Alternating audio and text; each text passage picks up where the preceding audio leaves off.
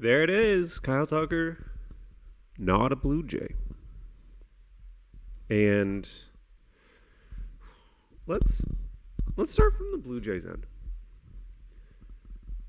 I love that they tried not to be a loser, but it was an interesting market for Kyle Tucker. There was one long-term offer coming from the Jays, and I think it was right for them to try, right for them to offer that. But I think Kyle Tucker and his agent probably looked around and saw one long-term offer and said, maybe this isn't the climate with where all the teams are to sign that long-term deal. Because I'm sure Casey Close, Kyle Tucker's agent, told Kyle, this is what the rest of your career is worth. This is the range. And this is the long-term deal the Blue Jays are offering, which at the end of, you're probably not playing baseball anymore. And, you know, the Jays were offering, Shai Davidi's latest piece says the industry thinks low 300s. That's a real amount of money. And, you know, there's a real chance Kyle Tucker gets injured. Something like that. Something devastating happens. And if he doesn't sign for guaranteed money, his career earnings are going to be very much lower than they should be. Think about if Anthony Rendon signed a short-term deal. There you go. But as soon as these mammoth short-term deals started showing up, the equation became a little simpler. Think back, if we want to try to calculate what the number for total earnings from this point forward for Kyle Tucker should be in his eyes. Think back to last offseason where Kyle Tucker was thought of as better than Vladimir Guerrero Jr. Now, he's not younger, he's 2 years older, but the argument was similar hitter, but one's an outfielder who can positively impact the game on the bases. Vladimir Guerrero Jr. signed for $500 million. Now, how early years are weighed is much heavier, right? That 2-year difference between Vlad and Kyle might be $100 million right there. Maybe it's $80 million, something like that. I bet you Kyle Tucker thought the rest of his career he should earn near $400 million. And Jays weren't there. They, like I said, offered him a real amount of money that he had to think about. And that was the right way to go about it, especially if the Jays think his career is worth $400. If you could get that for $320, yeah, you go till the end to try and do that. But now to get to $400, it's a lot simpler for Kyle Tucker. If he opts out, which the expectation is yes, he'll be near $120 million. I don't know how this contract breaks down yet. year by year, signing bonus, all this stuff. He'll be at 120 so far. He has to get 280 as a 30-year-old going into age 31 season. I don't think that's impossible. To just clear 350, 230. If he's the hitter he thinks he is, I think he should get that now. Might be a completely different landscape after the CBA. That's the wrinkle. But if that's so, maybe he doesn't opt out. Collects 240, whether it's net present value of 230, I don't know. All of this net present value stuff is very stupid when the teams signing are doing huge upfront bonuses. What's the point of weighing out the deferred years and not weighing out the first year heavier if it's going to be all that cash up front? But that's another conversation perhaps for smarter people. Maybe for smarter people. Say he doesn't opt out, 230. Can he get 170 in 4 years? Maybe. 120? Probably. And that's a good place to go rehab your value. Dodger Stadium is a great place to hit home runs right now. Just by the numbers, it's a smaller park, even with a marine layer, just West Coast. They're still showing a lot of home runs. And yeah, I know teams are smarter now. We have metrics that take into account the park and whatnot, but I think as a hitter, going back to market showing your top end in a hitter's park makes a ton of sense for Kyle Tucker. Playing in Wrigley was an awful field for him. Lefties, the home run factor for lefties in Wrigley, especially blowing in the wind, Windy City, Chicago, it was not the park to go and platform it. In the Mets, not a hitter's park. Yes, the money was awesome, close to the Dodgers, if not similar, just organized differently. You don't want to go and build a platform you're there when you can go and do that in LA. For a better team,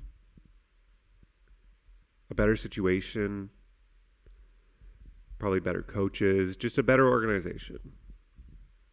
So I get it.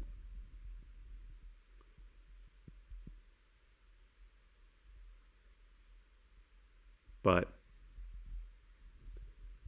I'm fine with him not being a J. Like, they tried to hand him a lot of money and get a discount at the same time. I would have done the same. Totally fine that he's not a J. And to be honest, Jays might be done with moves. Bichette makes them better, but really by how much? Couple wins? Like 2? 1? I mean, I do think he would be an above average second baseman defensively. It's almost an honor to be the worst defensive shortstop in Major League Baseball, because it means you're still playing the position. Like, the truly worst shortstops are not shortstops. They play other positions as soon as it's shown they're the worst defensive shortstop.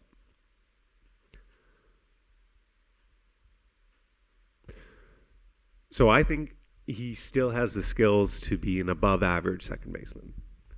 And I think that would be a benefit to the team. But I don't think the Jays are signing him to a long-term deal unless Ed Rogers shows up and demands it. Is that going to happen? I don't know. I'm not there. I'm not there, people. But he would make the team better. I love when the Jays make moves, but right now, team is pretty close to finished, if not. And I think I said last podcast, you should be fine with that. I'm fine with that. But we'll see. The Dodgers are less in the Bichette market now. I don't think the Red Sox are in that market. I think they had an allotted amount to spend in free agency, and they spent it. They missed on Alex Bregman, and they took that money and said, hey, Scott, what's the buy now price on Ranger Suarez? $130 million. And they said, okay. I think that's what happened. I think they have such a surplus of outfielders and starters that a trade makes so much more sense than signing Bichette. And I wonder, maybe Philly gives him the long-term deal, but the success of all of these opt-out deals has got to make Bo think that one could be positive for him. Go show that you are a plus defensive second baseman. I think that helps your case. I don't know. I mostly just wanted to see moves for moves' sake at this point with the Jays because I love to be entertained. I love to stare at my phone. Was thinking about trying to do less of that. Whew. Hard to beat staring at the phone. It sucks, but it's hard to beat. Yeah. And I was thinking about, we're in a weird time of contract analysis. So back in the day, it was basically every free agent deal is a bad deal. It's an overpay. They're too old. It's over. And now everything's shifted to like clapping for any team that spends money. The level of analysis, I think, has just gone down. I think the public sphere has gone down in knowledge.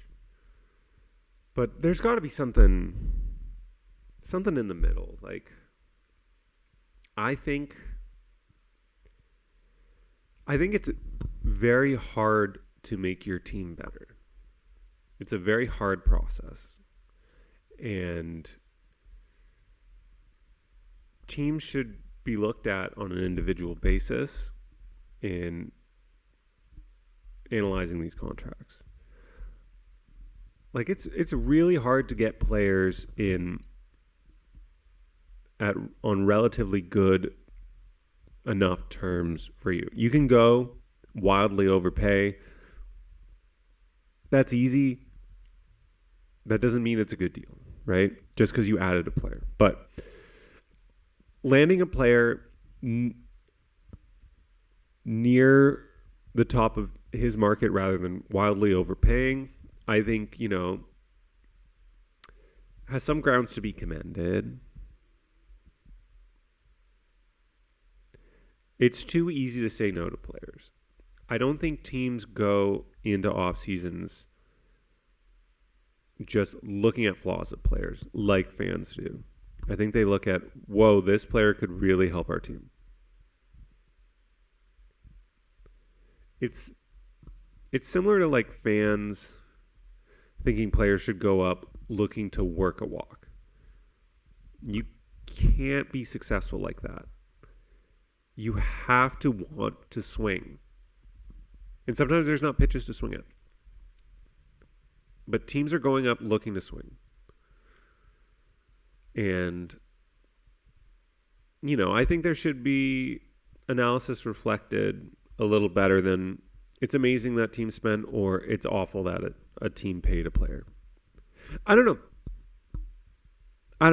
I think we're in just a weird time. I mean, like, it feels like fans are smarter, but I don't think so. I really don't think so. Like, the amount of fans whining about deferrals that could not explain it, despite them thinking that they are analytically savvy. It's mind blowing. Deferrals are ruining the game. Why? Because I was told to not like them. It's a sneaky little thing that everyone's just a parrot. What happened to free thinking? I don't know. Maybe everyone should just get offline. It's probably smart. Yeah. I don't know. I'll say again, sure, Kyle Tucker came in lower than his projected, but he still got a ton of money. And all of these deals so far have been better than you think. So I think everyone has to adjust their thinking. Like, Cody Bellinger's going to get a lot. Bo might go an opt-out way. But you have to change where you're at, thinking-wise, of these contracts. A lot of people think all these guys don't have markets. No, if you post a player on Facebook Marketplace and their price, all of the teams are saving that listing in their saved listings because they're waiting to say something. They'd love to pay that, but they can't afford it, stuff like that. So it feels like sometimes markets aren't materializing, but it's not that case. I mean, look at the money going around. But yeah, I don't know. This was a ramble. I could do better one day at one of these, but that's not today. I just want to tell everyone, stop listening to podcasts, go read books, and get off the internet. Huzzah!